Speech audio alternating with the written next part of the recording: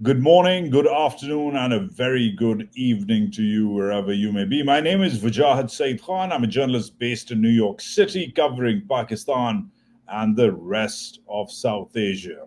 Usually, I do a regular show in Urdu called Mahaz, but when the issue is of a larger, more global importance, I delve into recording my daily vlog in English. And of course, today, considering what has happened in Pakistan's largest and my home province of Balochistan, the issue clearly is of larger importance. Thus, the idea to do a vlog for a larger, broader audience. Balochistan is in crisis mode, and our plan today is to figure out what's next for the country's most powerful institution, the Pakistan Army. Why is Balochistan in crisis mode? Well, this week saw a series of multiple attacks, which were the cause of multiple casualties. In a 24-hour window, 73 people were killed overnight and into the wee hours of Monday morning over Sunday and Monday earlier this week. In fact, in just one incident, 23 people, all of them not Balochistan locals, rather from the province of Punjab, were identified while they were en route on a highway back to their home province and were killed because of their ethnicity. The military claimed that it killed 21 terrorists, while the BLA, the organization behind the attacks, claimed that it killed 39 people. Of course, the numbers were so fluid that neither side was accurate in its claims. Eventually, as we saw, the number was closer to 80 killed. In fact, killings are ongoing even today, and more bodies have been recovered in different parts of this province. Now, where were the incidents? Frankly, all over, which make these attacks both complex and coordinated. From the Pashtun belt in the northwest to the Makran belt in the south to the more tribal areas in the east, the attacks were complex and coordinated, and like I said, ended up in almost 80 casualties. Who were the attackers? The attacks were claimed primarily by the Balochistan Liberation Army. The State Department has designated the BLA as a terrorist organization as of 2019. But in this handout, they had all the trimmings of a professional military or paramilitary organization. They call this operation Operation Haroof, which is a Baloch word. The elite Majid Brigade, which claims to have special operations training, were named as the main perpetrators of these attacks. In fact, in a strange warning, the BLA warned the people of Balochistan not to use major highways, claiming it was controlling the province's major highways, and also warned off the police as well as levies, which is a paramilitary organization. Police and levies officials were warned off to not help the Pakistan Army. In a strange handout, the BLA said that the Pakistan Army is the main target of the BLA, and the police and levies should not be involved. Otherwise, they will be targeted as well. How were the attacks conducted? Clearly, across the complex terror attack spectrum. Suicide attacks were reported, as well as were raids and ambushes, explosions and grenade attacks across the province. Roads and highways were claimed to have taken, assassinations, as well as targeted hits on hospitals, bridges, as well as other soft targets. Police stations were also raided.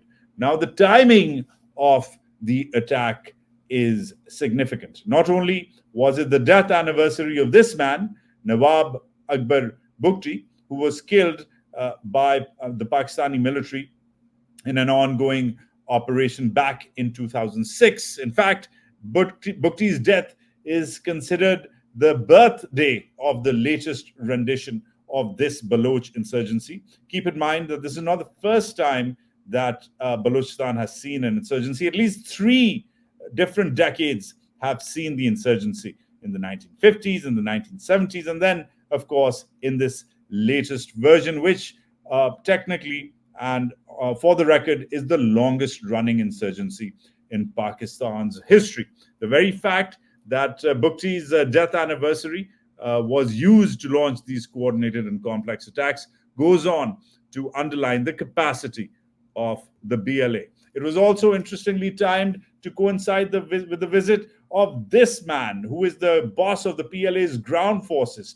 China's top general was visiting the Pakistani Chief of Army Staff, Asim Munir, as the attacks were taking place. It is no mere coincidence that China was in town at this time. And even if it were, well, that does not undermine the importance of China's stakes in the province of Balochistan. It is the biggest investor in Pakistan, the biggest creditor to Pakistan, and in fact has big plans, or had big plans, for Balochistan. Of course, the famed, or now pretty much offline, CPEC, the China-Pakistan Economic Corridor, the bulk of whose projects run through Balochistan, has been partially shelved because of the Pakistani military's incapacity or unwillingness, which one is it, to provide enough security cover to Chinese investments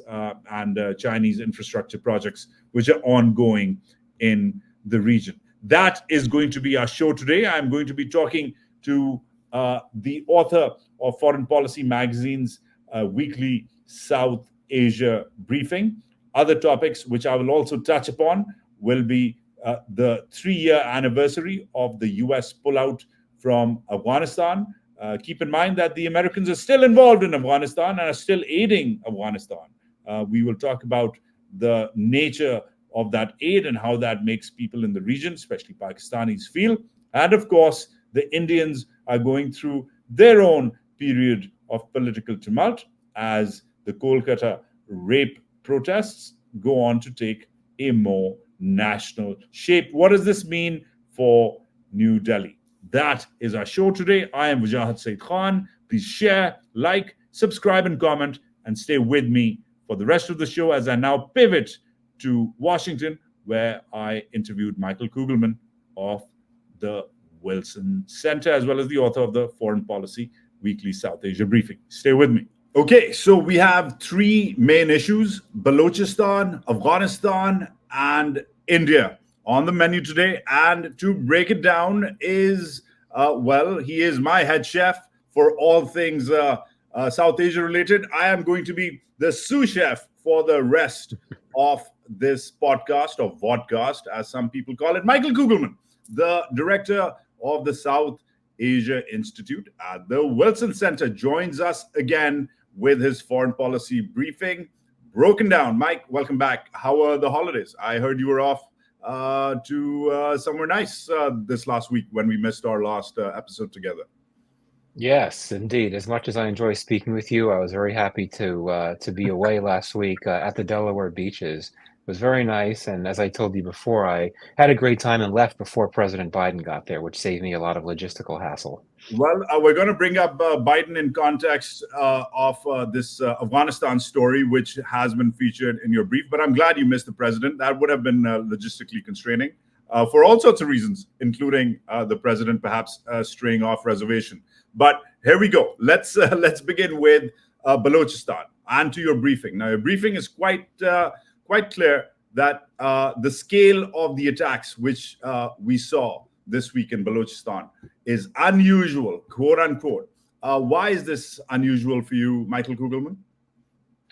Well, I mean, we know that unfortunately Balochistan is no stranger to violence and to militant activity. There have been a number of attacks there for a number of years, as you know, separate from the long-running, though festering insurgency. But we're talking about at least 6 attacks, right, that happened over a span of less than 24 hours, Sunday night into Monday morning, and the fact that you had attacks happening in many different sites across the province, including one, the deadliest one that happened near the border with Punjab. And the fact that you had so many different types of targets, right? I mean, it's not uncommon for law enforcement to be targeted, the police were targeted, but you also had civilians targeted. Of course, you had these Punjabi migrant workers that were dragged out of their vehicles and shot dead.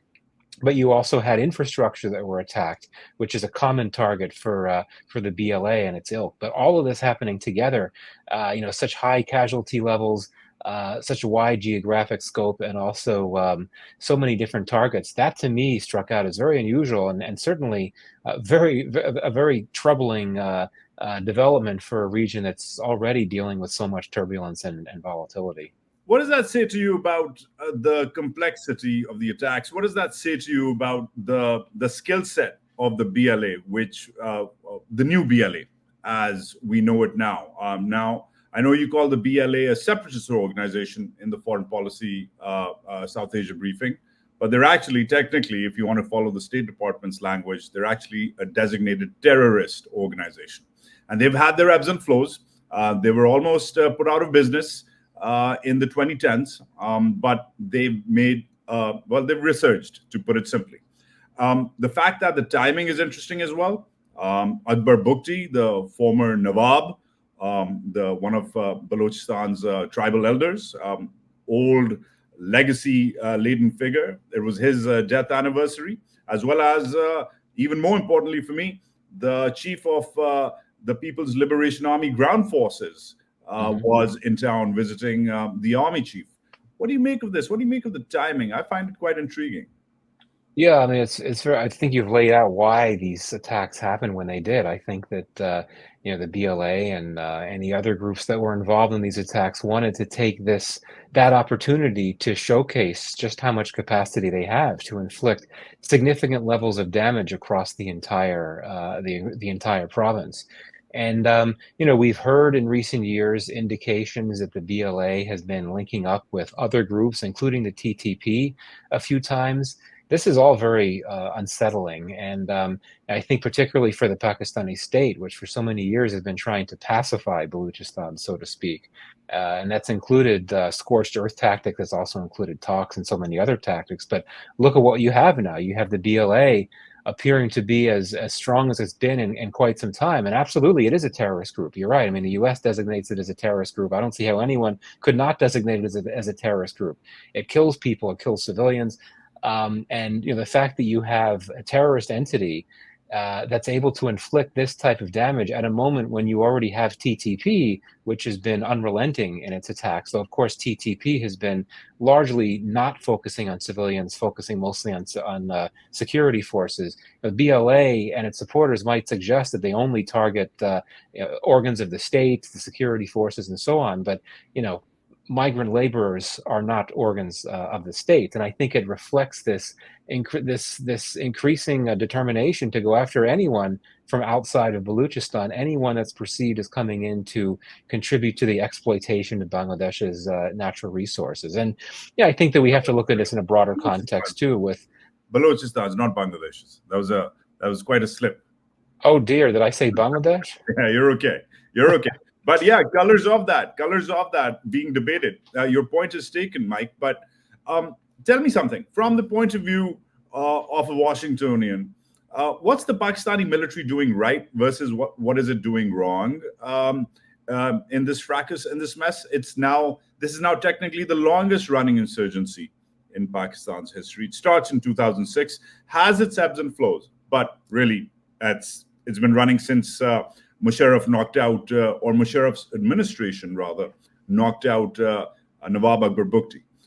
But what's the army doing right versus what is it doing wrong? You mentioned scorched earth right now. You've mentioned repressive tactics in your brief, but we're beyond tactics at this point, right? We need a real strategy. So what do you think they're doing right versus wrong? Well, I mean, I'm not sure there is a strategy, which is part of the problem, right? And we've seen so many different tactics attempted over the years to try to bring some semblance of calm and to try to rein in this insurgency. And indeed, it's not only military tactics that have been used. I mean, there've been all these attempts to amnesty through getting militants to turn in their weapons and then not be arrested, that type of thing. But clearly none of it has worked. But I don't think that's necessarily only the military's fault. I mean, we've seen rising levels of discontent and grievance in Balochistan. Balochistan, again, sorry for my my slip before. The fact that you've had over the last few months growing displays of largely peaceful protest against misgovernance. This is anger that may be anger against the military, but I think that it's also anger against local officials. It's anger against about the fact that you have local officials and civilian officials on more broadly inviting China into Balochistan to do a lot in terms of exploitation development as part of CPEC. I think that there really is a failure here at the end of the day, maybe on the part of the military, but on the part of the state on the whole, to address these long-standing grievances that have really started to explode. And I've been asked in recent days, well, what are the implications of these attacks that happened in recent days for these peaceful protests? On the one hand, I definitely fear that these peaceful protesters could get caught up in a dragnet if the state decides to intensify its crackdown. We know that historically there's been a tendency to crack down on all forms of dissent. Well, the peaceful protesters could get caught up in that. But at the same time, if that starts to happen, some of these people that are already very angry for many different reasons but have been peaceful about it, there's the risk that they could be radicalized as well, which could only strengthen the insurgency more. Right. And before I move on to Afghanistan, just real quickly, again, from inside the Beltway, how is Balochistan and its problems, how are they seen in Washington, Mike? I mean, we're talking about the China angle here, of course. CPEC is, I'm not going to call it a headache for the Americans, but it's definitely a point of concern. But then, of course, Balochistan has also seen recently a flare-up with Iran, which definitely is within America's purview these days, especially regarding the wider conflict in the Middle East. CENTCOM, etc., watch over this region quite closely. How important or unimportant is Balochistan for the U.S. right now, considering all that's going on there? I think strategically very important, but on a practical level, not that important. And what I mean by that is that it's viewed because of its geography as a very significant space. Obviously a province that opens out into the Arabian Sea.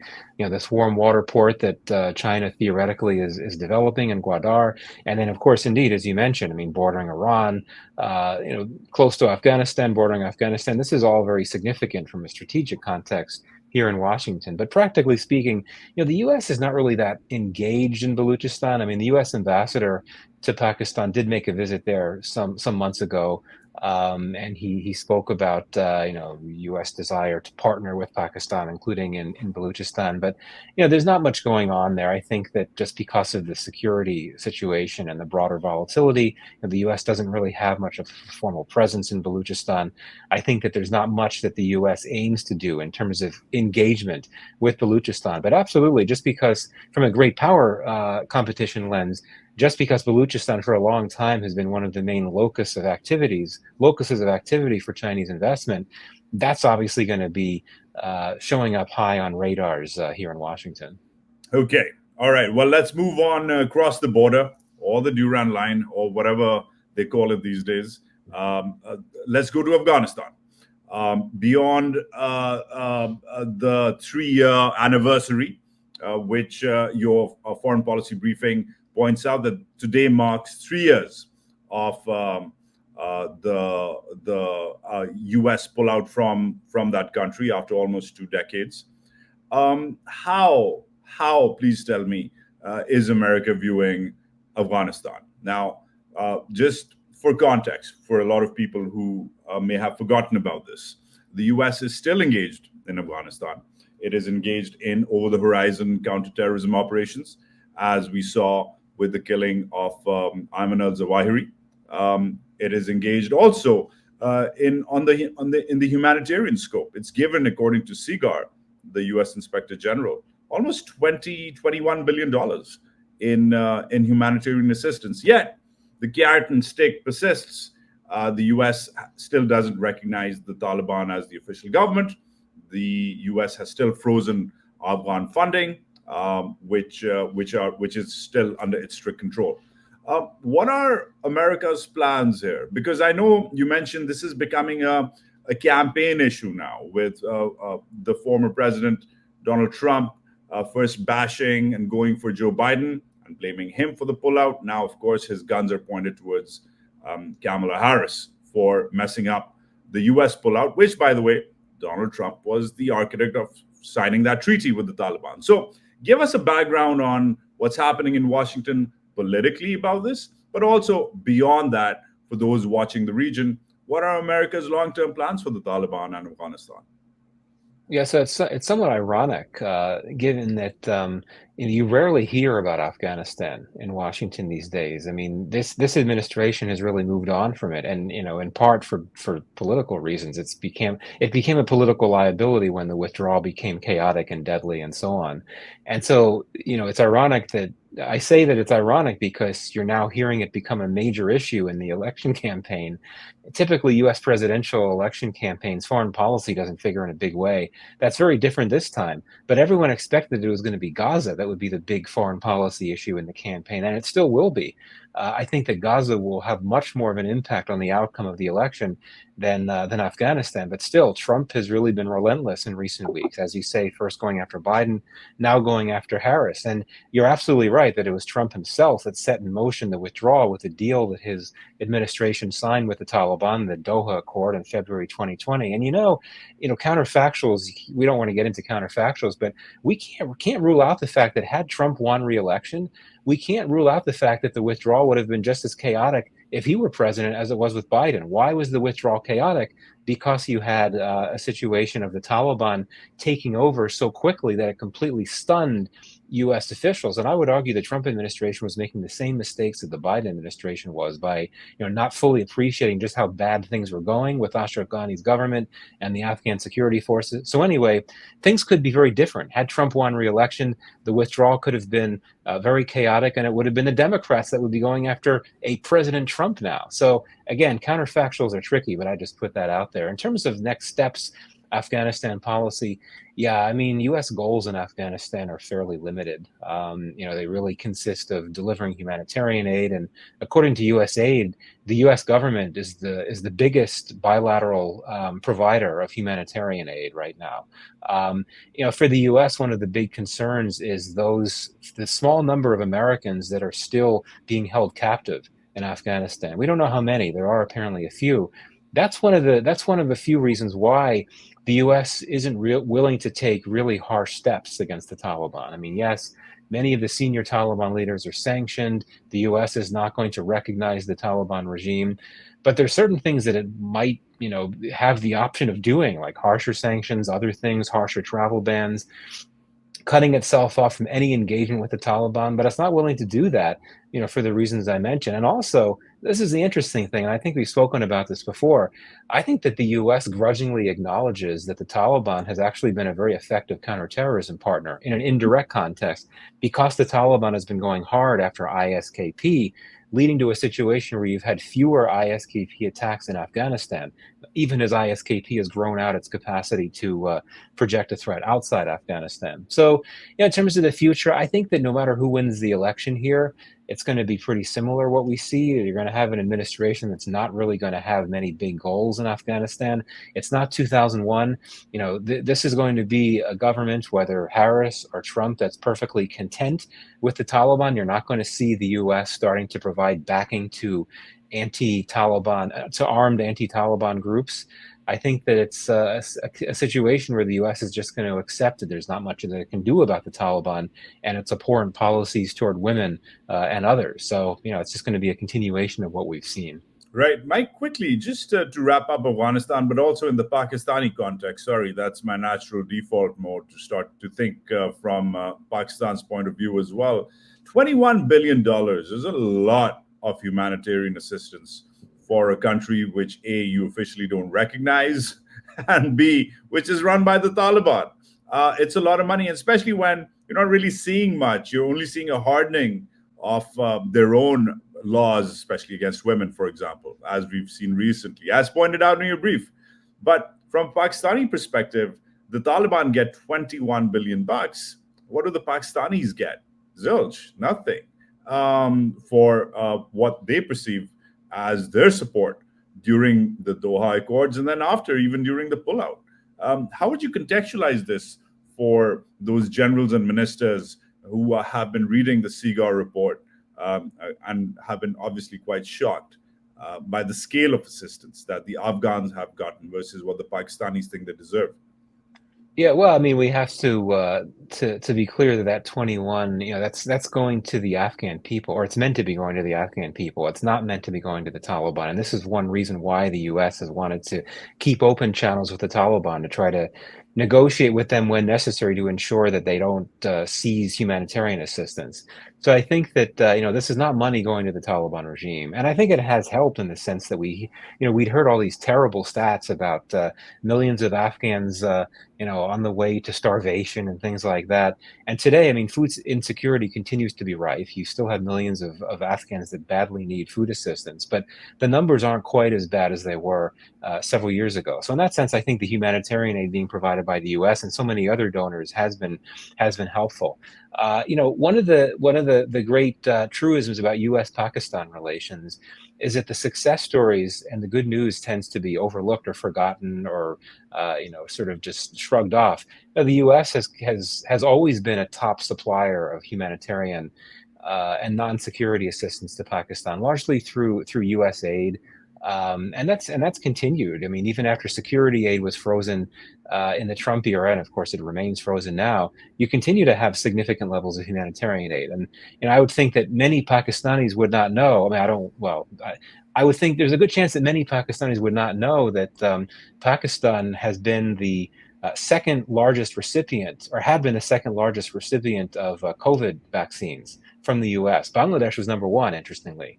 Um, Pakistan was number two. So, I think that and especially with certain Pakistanis that might just assume that the U.S. would have ill intentions in any context, might not be willing to accept that. So that's what I'd say to that. That the U.S. has moved away from Pakistan to an extent. When it withdrew from Afghanistan, it really withdrew from Pakistan to an extent as well, because that very strong, sharp lens of Afghanistan had been used when thinking about policy toward Pakistan. But the assistance, the humanitarian assistance, non-security assistance has continued to Pakistan over the last few years.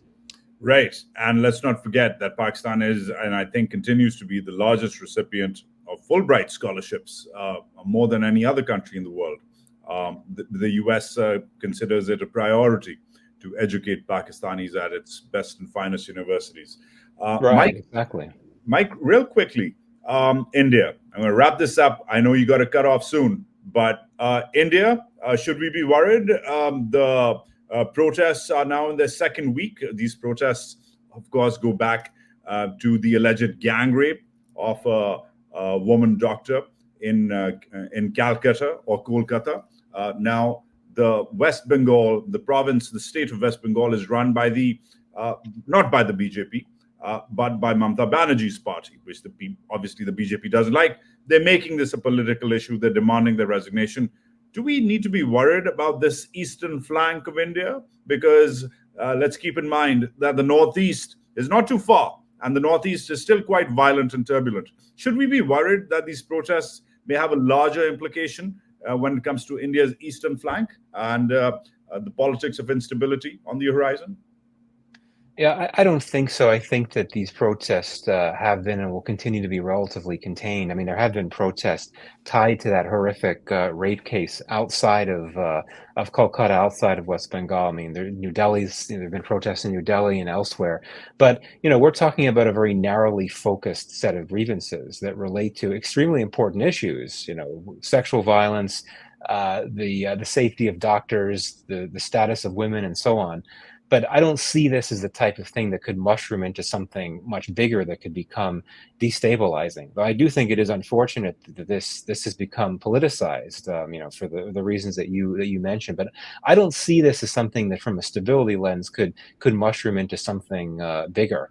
But clearly, you got a lot of people that are very angry for very good reason, and I think this is really a governance issue for India, certainly for the state government in West Bengal.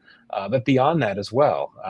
And we have seen that there have been times in India where there's been mass protests over these issues. 2012, when a young woman was gang raped on a bus in New Delhi, you had mass protests. There have been mass protests about corruption, against corruption as well, but they have subsided. And so I don't really think that this is going to mushroom into something bigger, into some type of major mass movement that could have stability implications beyond the region. Right. And a lot of critics, real quickly, Mike, a lot of critics just maintain that India has a rape problem. Is that an accurate assessment? I think it is. I mean, this is not something I'm an expert on, so I would defer to others. But just looking at some of the studies that have come out in recent years indicates that you have, significant numbers of rapes in India, including on a daily basis. So yes, absolutely, this is a problem. It's been a problem for many years, and I think what's particularly concerning is that even after the huge set of protests you had in 2012, which led to new laws. It led to Supreme Court decisions mandating changes. Despite all that, where the country is still where it was back then, as we've seen with this terrible tragedy that happened earlier this month. Mike Kugelman, the director of the South Asia Institute at the Wilson Center and our own resident South Asia Wala. Thanks for joining me, Mike. I hope to see you next week. And looking forward to the next Wednesday version of the Foreign Policy Briefing.